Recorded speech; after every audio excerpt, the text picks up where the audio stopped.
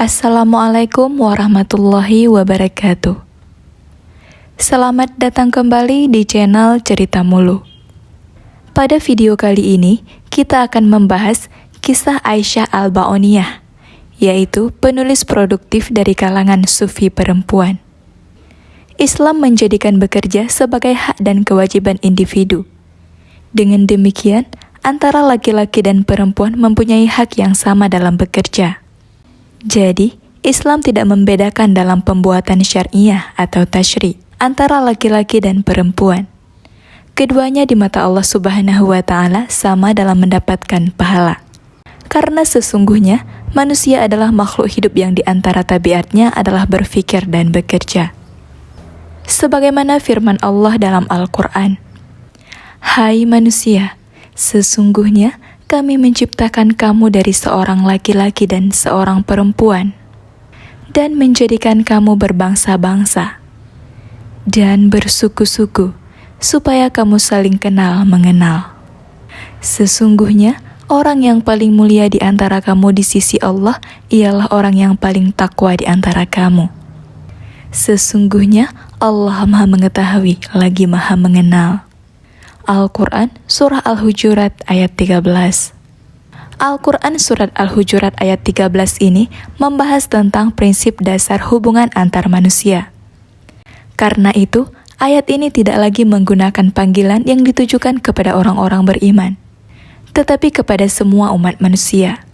Penggalan pertama ayat ini yaitu, "Sesungguhnya kami menciptakan kamu dari seorang laki-laki dan seorang perempuan," adalah pengantar untuk menegaskan bahwa semua manusia derajat kemanusiaannya sama di sisi Allah. Tidak ada perbedaan antara satu suku dan yang lain.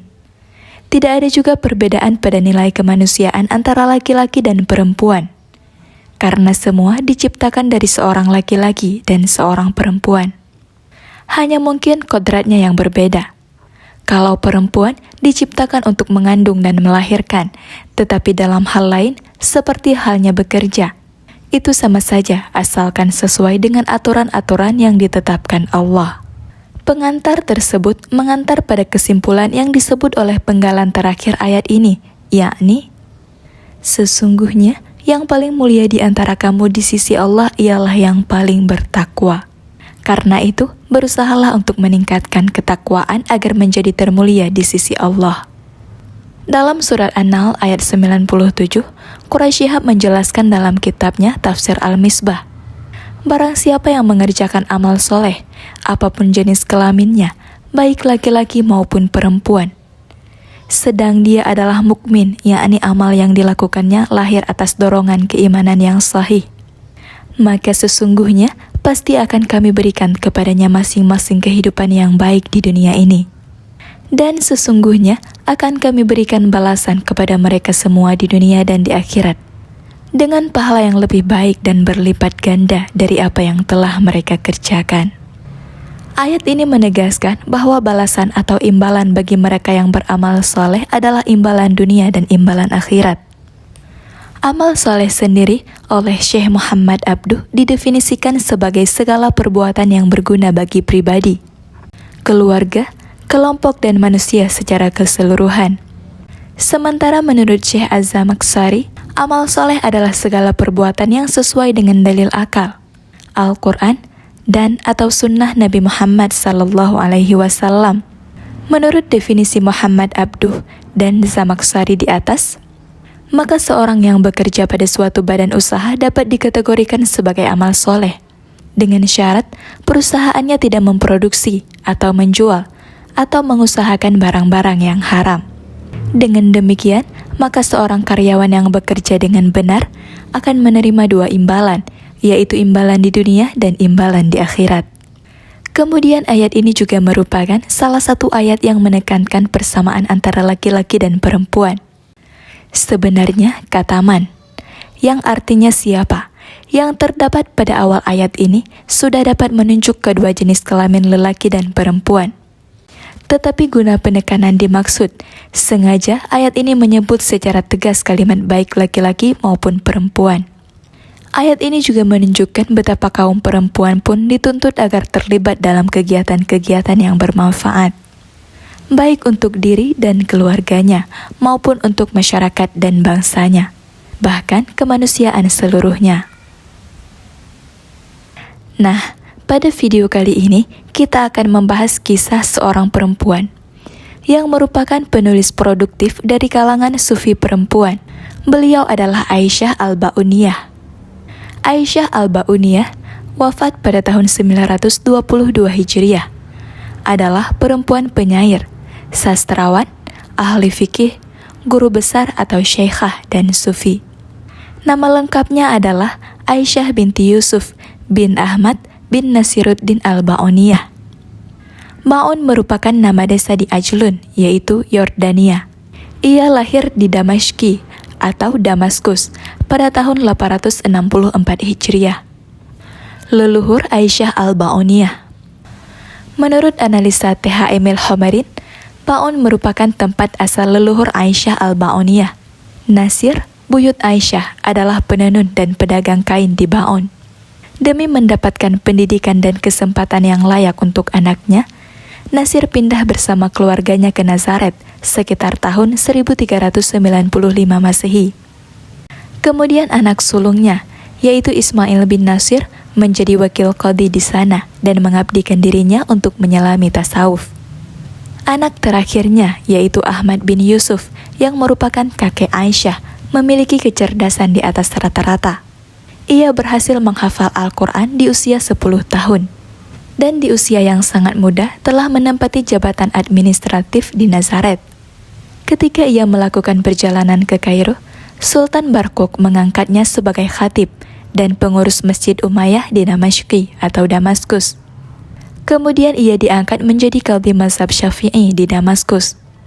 Sejak saat itu, Ahmad bin Nasir Al-Ba'uni tinggal di Damaskus.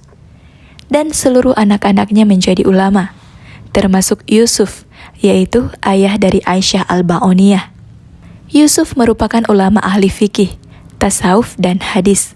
Ia diangkat menjadi qadhi di Safat, Tripoli, Aleppo. Kemudian ia menjadi ketua qadhi mazhab Syafi'i di Damaskus. Ini menunjukkan bahwa Aisyah Al-Ba'uniyah lahir di keluarga ulama ternama. Saudara Aisyah Al-Ba'uniyah. Aisyah Al-Ba'uniyah memiliki 4 saudara laki-laki, yaitu Abdul Latif, Abdurrahman, Abdullah, dan Muhammad. Dari keempat saudaranya, Muhammad bisa dibilang yang paling menonjol. Ia menjadi qadhi di Aleppo dan terkenal sebagai sejarawan dan penyair. Tapi dalam hal kemampuan, kecerdasan, keahlian, dan kemasyhuran, semuanya kalah dengan Aisyah. Kecerdasan Aisyah Al-Ba'uniyah. Aisyah Al-Ba'uniyah sudah hafal Al-Quran di usia 8 tahun. Ia berkata, Allah menganugerahkan kepadaku dapat menghafal Al-Quran dengan sempurna di umur 8 tahun. Kemudian bertanasuk atau mendalami ibadah dan belajar tasawuf kepada Ismail Al-Khawarizmi, lalu pada penggantinya, yaitu Yahya Al-Urmawi. Aisyah Al-Ba'uniyah sangat gemar menuntut ilmu. Ia mempelajari hampir segalanya, dari mulai Al-Quran, hadis, sastra Arab, fiqih, akidah, sampai tasawuf. Ia memiliki banyak guru dari lintas bidang. Sebut saja Ismail Al-Hurani, Muhyiddin Al-Amuri, Ismail Al-Khawarizmi, Yahya Al-Urmawi, dan masih banyak yang lainnya. Damaskus, kota terpenting kedua dinasti Umayyah yang berpengaruh pada perkembangan intelektual Aisyah. Damaskus saat itu menjadi kota terpenting kedua dinasti Mamaluk setelah Kairo. Ia merupakan pusat ilmu pengetahuan, kota yang sejahtera, indah, dan berwarna. Seorang penjelajah Prancis, yaitu Bertrand de la Brocquière, mengatakan ini saat melewati Damaskus pada tahun 1432. Damaskus adalah kota yang kaya, komersial, dan setelah Kairo, Damaskus adalah kota paling penting yang dikuasai Sultan. Aku belum pernah melihat taman yang begitu luas, buah-buahan yang lebih baik, ataupun air yang lebih banyak. Bisa dikatakan sangat melimpah. Sampai hampir tidak ada rumah tanpa air mancur. Hal ini berpengaruh pada perkembangan intelektual Aisyah, karena memungkinkannya untuk mengakses banyak pengetahuan.